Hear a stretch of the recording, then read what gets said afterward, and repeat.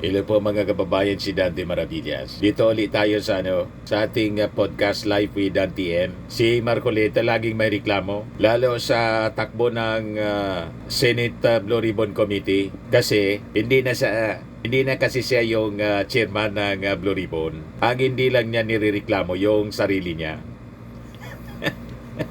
Dapat nga, ikaw ang ireklamo kasi alatadong masyado kang bias. Bias dun sa mga kakampi mo sa Senado at mga kakampi mo na mga contractors. Di ba? Alatang-alata yung pagkampi po ninyo kahit mag-deny pa kayo. Pero malinaw ang pinapakita. At hindi mo masisisi yung perception ng tao. Kasi kitang-kita sa inyong mga pananalita at mga galawan sa Senado. Ito yung reklamo ni Marcoleta sa interview ng Billionaire News. Alam mo kung bakit ko pinipilit ang ground rules? Hindi ko na maintindihan itong nangyari nung panahon niya. Nag-i-hearing kami, darating si Boyeng Remulla, the Department of Justice, kukunin niya yung isang resource person, dadalhin sa NBI, pagdating niya, merong supplemental affidavit. What is this? What is the arrangement between the Blue Ribbon Committee and the DOJ? And then silang dalawa ni Senate President Soto pupunta sa ICI. May reklamo kay Ping Lacson. What is the arrangement between the Blue Ribbon Committee and the ICI vis-a-vis the DOJ? Naghalo na yung balat sa tinalupan eh. Alam mo kung bakit ko pinipili? Nagalo daw ang balat sa tinalupan, baka sa piloka. Nagado na yung balat sa piloka mo. Hindi sa tinalupan. Maganda nga po na nandyan yung DOJ para matik. Ano ba? Ayaw mo kasi na yung surprise witness mo ma-cross-examine ng DOJ. Kasi pag na-cross-examine ng DOJ, kaya nga ang paniwala ng marami, tinago na ninyo si Gutesa. Di ba? Tapos sinasabi po ninyo nasa Marine. Nasa custody ng Marines. At yun ang sinasabi. Si Mike Defensor na nagdala sa inyo ng witness. Dininay ng Armed Forces. Wala man na niya sa amin ever since. Ayaw mo na mag-isa, cross-examine doon sa DOJ kasi sigurado madudurog po yung affidavit na dati na pong problematic yung affidavit ni Gutesa. Kasi nga po, piki yung notaryo. Kaya gano'n ang mga sinasabi ni Marcoleta ngayon. But anyway, mga kababayan, hindi niya makumbinsi yung mga viewers. Ayan sabi ni Robert Litada Cantoria, naghalo na ang wig na tinalupan. Sabi ni Amiel Ubana,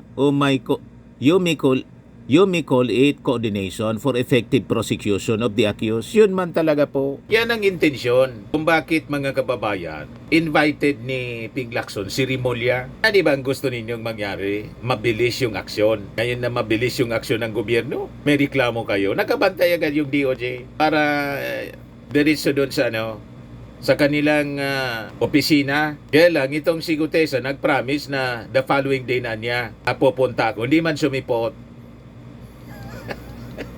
Palusot yun mga kababayan. Kasi talagang walang intensyon si Gutesa po na magbigay ng sinumpaang salaysay sa DOJ. Unang-una na booking na po yung kanyang affidavit na ang notaryo peke. Hindi na yun sumipot. O diba? Sabi ni Ricky Magtibay, panggulo sa Senado. Sabi ni Prudente Soler Jr., anong masama sa prosesong ganoon? Kaya nga po, walang masama. Pati yung sinasabi niya na restitution, kinukontra niya yung restitution doon kay Diskaya. Na yun ang kondisyon ng DOJ. Ano yung masama doon? Kung ibalik yung mga ninakaw, mabuti nga't ibalik. Dapat talagang ibalik before na bigyan siya ng proteksyon ng Department of Justice. Hingi ka ng proteksyon pagkatapos yung mga ninakaw mo, ayaw mong ibalik. Ayaw ni Marcoleta. Kaya kaduda po, ang mga behavior po, pinapakita at posisyon ni Marcoleta. Ano ba yung intensyon niya? Bakit ganon siya sa mag-asawang Diskaya? Di ba kaduda po? Sabi ni Fred Sulaba, protektahan mo na lang mga Diskaya. Yun naman talaga. Best Director as Scriptwriter, Marco Beta. Sabi ni Dave Santos, praning. Sabi ni Dire Casimiro, paano nga yung witness mo? Sabi ni Roro Adviento, tama ka na. Tinanim na nga si Gutesa, mali at kulang pa yung script niya, peking notaryo pa pala. Di ka na naman kasali sa GC. Wala ka tuloy grade sa assignment. Sabi ni Ariel Castro, ikaw kasi fake, yung testigo mo, kulang ka, kulong ka na later. Sabi ni Pyra Lucas, this guy is crazy. Sabi ni Jedidia Ace, wala na, naghanap ka na lang ng ibang issue dahil sa kapalpakan nyo. Walang maniwala kay Marcoleta. Sabi ni Ridge Orpia, paano maintindihan ni low rank lawyer ka nga? Sabi ni John Darius Ducado, di kaya ganun din gagawin mo pag ikaw nasa pwesto? Sabi ni Binifacio Pinisa, Makulita, kung ako sa'yo, manahimik ka na lang, lalo ka lang mapapahamak sa kadadada mo. Sabi ni Raymond T, isa pa tong ulol. Sabi ni Ricky Aguilar, huwag ka nang makialam, pagtatakpan mo ang mga diskaya. Don't worry, ang kaso ay sa Bulacan, kaya di kasama yung mga nabanggit na mga diskaya. Di naman sila taga Bulacan. Hay nako, taga Bulacan ba yung 70 na congressmen? Mga ghost project sa Bulacan, 1st District. Ang unang kakasuhan, umami na si Bryce Hernandez at JP. Umami na rin si Engineer Alcantara at si Yusek Bernardo. Proponent sila Jinggoy at Villanueva. Kasabwat sa Ghost at Sims Construction at ang Wawa Builder. So wag nang pakialamiro at ipilit ang 17 congressman. Sa susunod sila kasama na rin ang mag-asawang Diskaya at siyam na construction firms nila at yung 17 congressmen. Walang makumbinsi po si Marcoleta. Lalong uusok nito, mga kababayan, si Marcoleta sa report nitong Philippine Star. Sabi dito, DOJ to probe forged affidavit of Senate witness Gutesa. Iimbestigahan na po ng DOJ. So sabi dito, on October 24, the Manila RTC Branch 18 recommended the filing of appropriate charges against Gutesa over the falsified affidavit he presented to the Senate. It also directed the DOJ to further investigate the matter.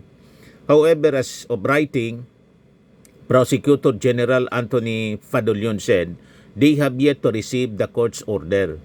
Sabi niya, as soon as we get hold of the copy of the decision of the order report, we will act accordingly, sabi po ni Fadolion. We have not seen it, sabi po niya. I heard on the news that the court had declared that the document for authorization was falsified. But as to what the instructions of the court are specifically for the department to know, we have not received it. We have not received it yet, sabi po ni Fadolion. Tapos, at malamang masabit po dito, pati si Marcoleta, kasi siya yung gumamit ng forged affidavit. Ginamit niya sa Senado.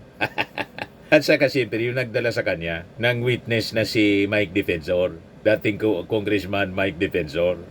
Di ba? Nag-backfire sa inyo po yung mga kabuktutan ninyong ginagawa. Ang masamang gawain po, talagang may masamang konsekwensya. That is normal. Baka nga madisbar kayo.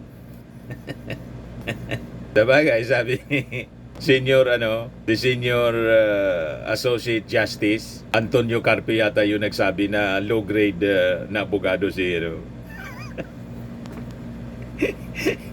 low grade daw. O ngayon, sabi dito sa report ng Philippine Star, first batch of flood control RAPs filed by November 25. Sabi naman ni DPWH Secretary Vince Dizon, si Sara Diskaya, Henry Alcantara, Bryce Hernandez, others in jail by Christmas. Nakakulong na sila by Christmas. So ito, first batch of flood control RAPs ipa-file na ito mga kababayan November 25. Sabi yan ni Ombudsman Boyeng Rimulya, as for the cases that will come from the Ombudsman, sabi po ni Rimulya, They will cover those undergoing preliminary investigation for several weeks already, including flood control projects in Oriental Mindoro implemented by private contractor SunWest Incorporated.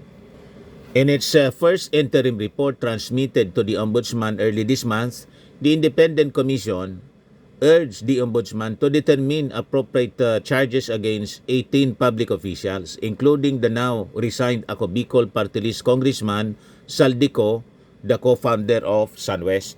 So sabi po ni Boying Rimulya, among the cases to be filed are bribery, indirect bribery, malversation of public funds, at saka falsification of public documents. So sabi ni Rimulya, for public officials, kasama dito yung mga district officers, about 14 to 15 people, mga public officials sila.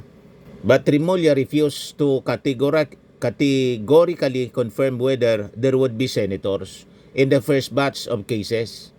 The Sandigan Bayan has jurisdiction over public officials which fall under salary grade 24 and above. Ngayon, yung Office of the Ombudsman will expedite the review of the interim report transmitted by the ICI, which recommended the criminal prosecution of Saldico, Senators Jingo Estrada, and Joel Villanueva, and 3 other former and incumbent government officials in connection with the flood control scam. Sa 19-page interim report filed at the Ombudsman noong Thursday, yung ICI recommended the prosecution of Estrada, Villanueva, former Congresswoman Mitch Kahayon Oy, Commissioner on Audit Commissioner Mario Lipana, at saka si dating DPWH Undersecretary Roberto Bernardo. The ICI testimonies from DPWH Bulacan 1st District Engineering Office, former District Engineer Henry Alcantara, Assistant District Engineer Bryce Erickson Hernandez, and Construction Section Chief JP Mendoza revealed the systemic kickback scheme in the flood control projects. Kaya sabi po ni DPWH Secretary Vince Dizon, by Christmas, may mga makukulong na. Si Sara Diskaya, Henry Alcantara, Bryce Hernandez will be in jail by Christmas. Kasi nauna sila, mga kababayan. Then sunod na itong mga senador siguro. Pag mabilis yung naging aksyon, magre-reunion sila, mga kababayan, sa kulungan. Yung iba pa na kinasuhan ng DPWH where DPWH Construction Section Chief John Michael Ramos, Planning and Design Section Chief Ernesto Galang, and 15 other DPWH Bulacan 1st District Engineering Office employees. Also charged aside from Diskaya were Maria Angeline Rimando of St. Timothy Construction Corporation, Sally Santos of Sims Construction Trading, Mark Alan Arevalo of Wawaw Builders, and Roberto Imperio of IM Construction. So wag kayo pong mainip. Actually, ang mga naiinip lang po, mga kababayan dito, yung mga critics ng ating Pangulo. At ang karamihan po, yung mga DDS po. Kasi ang gusto nilang mangyari, mabilis ang aksyon laban kay Martin Romualdez. Wala man po. Walang malakas na ebidensya, mga kababayan, na tumutumbo kay Martin Romualdez. Ang ebidensya tumutumbo kay Jinggoy, kay Villanueva, at malamang sa malamang susunod na po si Bungo. O diba? Ang gusto nilang idiin po, si Martin Romualdez, yung witness po na nagtuturo, piki yung affidavit. Wala talaga po. Piki. Yung Diskaya po, mag-asawang Diskaya nag-deny na may direkta siyang knowledge. May mga narinigan niya ako, pero wala akong direktang knowledge na nag-uugnay kay Martin Romualdez. You see? Dalawa lang naman yung nagtuturo sana. Una si Diskaya, kaya walang personal na knowledge. So hearsay. Ang sunod po, si Gutesa, fake yung affidavit. Kaya wala talaga. Hindi siya kasama sa nirecommend ng ICI, mga kababayan, for lack of evidence. Nakasuhan sa ombudsman. Nakita na ninyo. Sinasabit lang po ng mga DDS influencers, si Martin Romualdez. Saka siyempre ng mga Duterte mismo. Tapos ang nagtuturo kay Martin, si Chis Escudero. Kaya lang, habang tinuturo niya si Martin, siya yung nakapirma.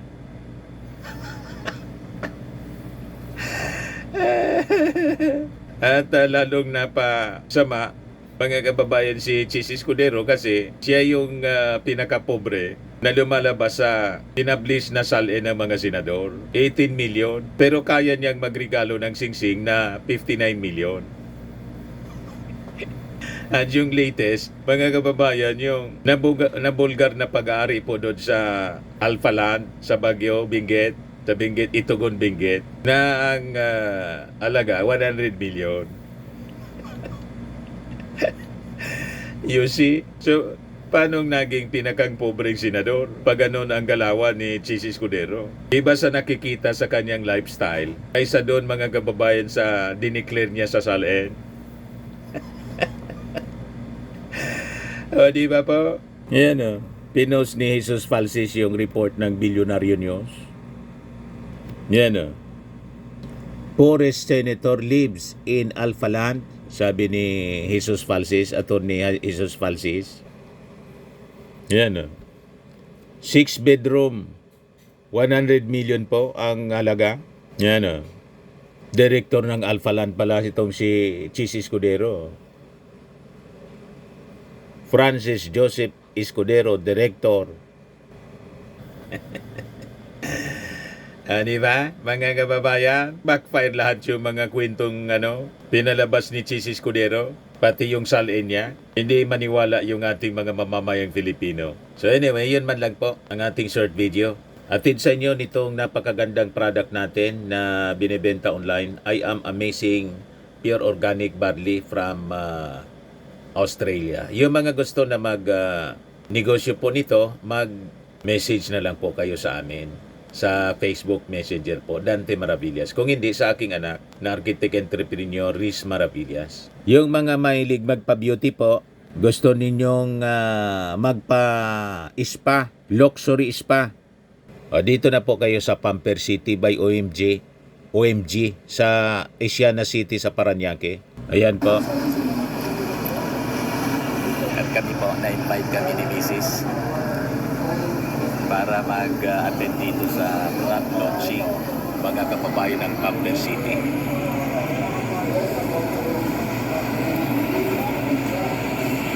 Gano'n, si Father. Binabasbasan po. Pati pala prenatal massage, yung massage po. Bath rituals, prenatal massage, beauty puncture, iridology, aligners, yung sa ngipin, rhinoplasty.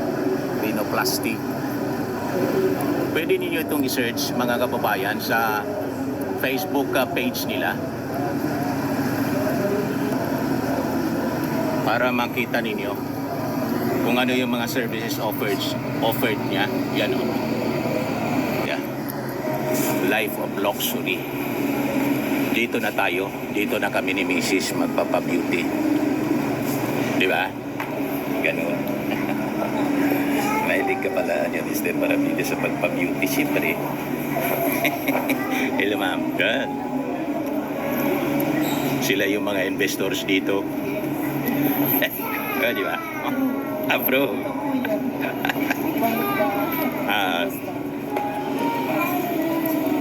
Di ba? Lahat ito investors na dito po. So pag nandyan kayo sa Maynila, sa Asiana City po yon sa Parañaque, makikita ninyo doon mga celebrity nagpapa-spa. Ayos? Anyway, mga kababayan, yan lang po ang ating short video ngayon. Lagi nating tatandaan po sa buhay, you become what you believe. Ako po si Dante Maravillas. Bye-bye. God bless.